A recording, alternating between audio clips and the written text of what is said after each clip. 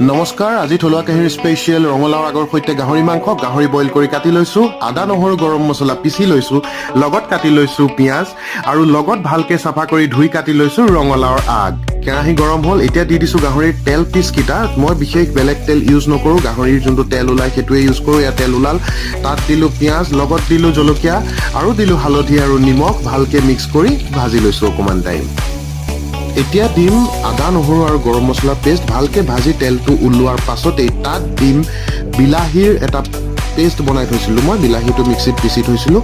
বিলাহীটো দিয়াৰ পিছত ভালকৈ ভাজি আকৌ তেলটো ওলোৱাৰ পিছতেই তাত দি দিম ৰঙালাও আগখিনি। ৰঙালাও আগখিনি ভালকৈ মিক্স কৰি ভাজি অলপ সময় ভাজিম, 15-20 মিনিট ভাজিম। তাৰ তেলটো ওলোৱাৰ লগে লগে তাত দিম অকণমান পানী। এয়া হৈ গ'ল ৰেডি। দেখিছে আপোনালোকে কি সুন্দৰ লাগিছে। এয়া ৰেডি হৈ গ'ল, এতিয়া কৰিলোঁ চাৰ্ভ।